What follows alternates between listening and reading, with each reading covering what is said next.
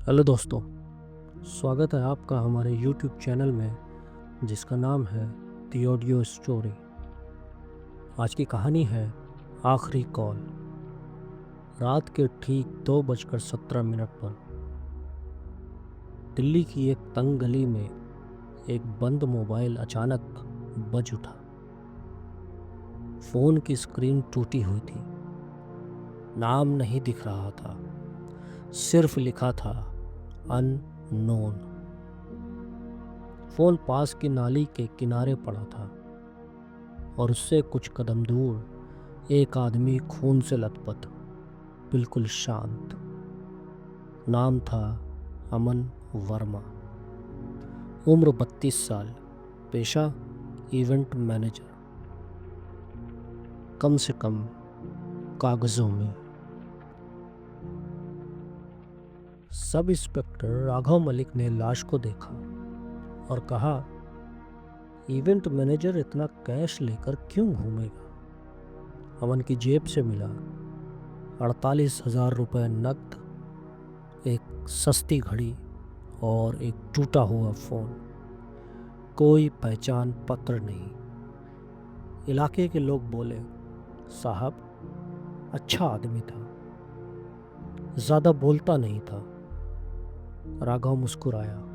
उसे पता था जो ज़्यादा नहीं बोलते वो सबसे ज़्यादा छुपाते हैं। फ़ोन की कॉल हिस्ट्री निकाली गई। आखिरी कॉल रात 2:16 पर हुआ।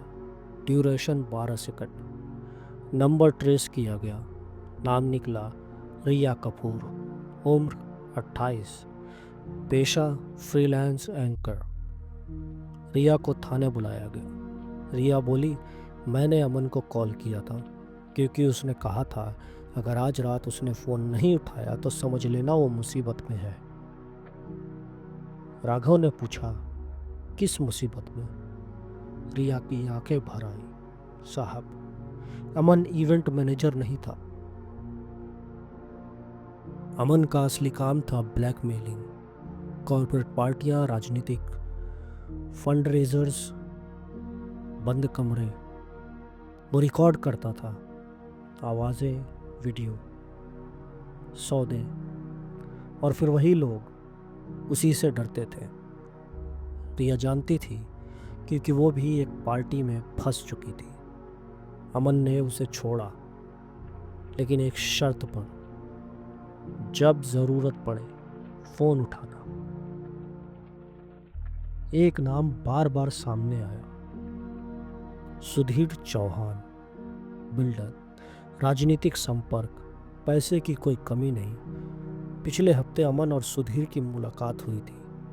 सीसीटीवी में दिखा दोनों रात 1:40 पर साथ निकले।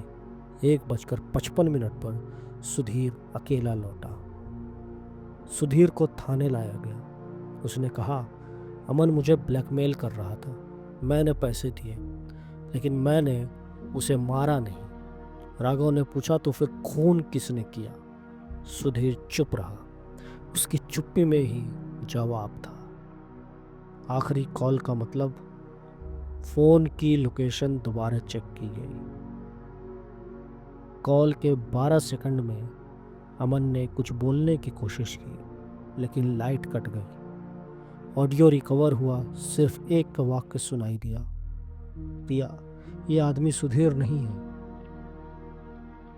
सुधीर का ड्राइवर कैलाश, एक मामूली आदमी, पिछले 3 साल से सुधीर के साथ। अमन के पास कैलाश का भी वीडियो था, एक पुराना मर्डर।